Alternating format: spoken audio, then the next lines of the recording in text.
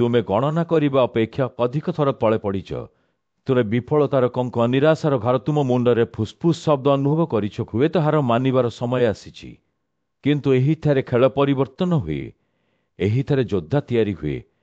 କାରଣ ହାର ମାନିବା ସହଜ, ଯେକୌଣସି ବ୍ୟକ୍ତି ତାହା କରିପାରିବେ। କିନ୍ତୁ ଯେତେବେଳେ ତୁମେ ପ୍ରତ୍ୟେକ ଅଂଶ ଛାଡ଼ି ଚାଲିଯିବାକୁ ଚାହୁଁଛ, ସେତେବେଳେ ଲଢ଼େଇରେ ରହିବା ସେହିପରି କିମ୍ବଦନ୍ତୀ ନିର୍ମାଣ ହୁଏ।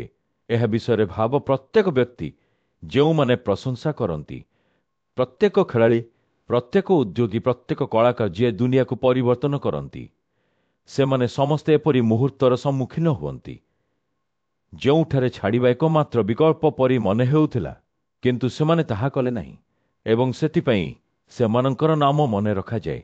ସେଥିପାଇଁ ସେମାନଙ୍କର କାହାଣୀ ଅନେକ ଲୋକଙ୍କୁ ପ୍ରେରଣା ଦିଏ। ଆଜି ମୁଁ ତୁମକୁ କହୁଛି, ଯେଉଁଠାରେ କାହାଣୀ ଏପର୍ଯ୍ୟନ୍ତ ଶେଷ ହୋଇନାହିଁ। ଅଧିକାଂଶ ଲୋକ ତିନୋଟି ଜିନିଷ ଯୋଗୁଁ ଛାଡ଼ି ଦିଅନ୍ତି। ଭୟ, ସେମାନେ ପୁଣି ବିଫଳତାକୁ ଭୟ କରନ୍ତି।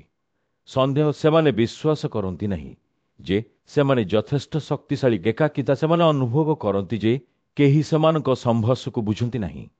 କିନ୍ତୁ ଏଠାରେ ସତ୍ୟ ଭୟ ହେଉଛି ମିଛ, ସନ୍ଦେହ ହେଉଛି ଚୋର ଏବଂ ଏକାକିତା ଏହା କେବଳ ପ୍ରମାଣ ଯେ ତୁମେ ଏକ ପଥରେ ଅଛ। ଅଧିକାଂଶ ଲୋକଙ୍କ ପାଖରେ ଚାଲିବାକୁ ସାହସ ନାହିଁ। ତେଣୁ ଯେତେବେଳେ ସେହି ଭାବନା ତୁମକୁ ଆଘାତ କରେ, ମୁଁ ତୁମକୁ ଗୋଟିଏ କାମ କରିବାକୁ ଆବଶ୍ୟକ କରେ। ଆଗକୁ ବଢ଼ିଚାଲ। ତୁମେ କ୍ଳାନ୍ତ ହେଲେ ଅଟକି ଯାଅ ନାହିଁ। ତୁମେ କାମ ସରିଗଲେ ଅଟକି ଯାଅ ଏବଂ ତୁମେ ଏପର୍ଯ୍ୟନ୍ତ ସମାପ୍ତ ହୋଇନାହ। ପ୍ରତ୍ୟେକ ବିଫଳତା ପୁନରାଗମନର ଏକ ସେଟଅପ୍। ପ୍ରତ୍ୟେକ ନୋଟ୍ ତୁମକୁ ଡାହାଣକୁ ନେଇଯାଉଛି। ହଁ, ପ୍ରତ୍ୟେକ ଥର ଜୀବନ ତୁମକୁ ତଳକୁ ଖସାଇ ଦିଏ। ଏହା ଗୁପ୍ତ ଭାବରେ ତୁମକୁ ଶକ୍ତିଶାଳୀ ହେବା ପାଇଁ ତାଲିମ ଦେଉଛି। ଏକ ରବର ବ୍ୟାଣ୍ଡ ବିଷୟରେ ଭାବ। ତୁମେ ଏହାକୁ ଯେତେ କଷ୍ଟରେ ପଛକୁ ଟାଣିବ, ଏହା ସେତେ ଦୂରକୁ ଲଞ୍ଚ ହେବ। ତୁମେ ସେହି ରବର ବ୍ୟାଣ୍ଡ ଚାପ, ସଂଘର୍ଷ, ବିଫଳତା, ସେମାନେ କେବଳ ତୁମର ସମ୍ଭାବନାକୁ ଲୋ କରୁଛନ୍ତି। ଏବଂ ଯେତେବେଳେ ସମୟ ଆସିବ, ତୁମେ କେବେ କଳ୍ପନା କରିଥିବା ଅପେକ୍ଷା ଅଧିକ ଗୁଳି ଚଳାଇବ।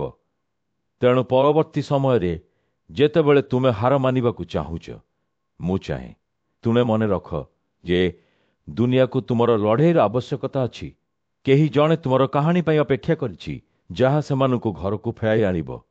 ହାର ମାନି ସେମାନଙ୍କଠାରୁ ତାହା ଛଡ଼ାଇ ନେବାକୁ ସାହସ କର ନାହିଁ। ବର୍ଷ ବର୍ଷ ପରେ ତୁମେ ଏହି ମୁହୂର୍ତ୍ତକୁ ପଛକୁ ଫେରି ଦେଖ, ଯେଉଁ ମୁହୂର୍ତ୍ତରେ ତୁମେ ହାର ମାନିବାକୁ ଚାହୁଁଛ, ସେ ଆଗକୁ ବଢ଼ିବାକୁ ପସନ୍ଦ କରିଛି।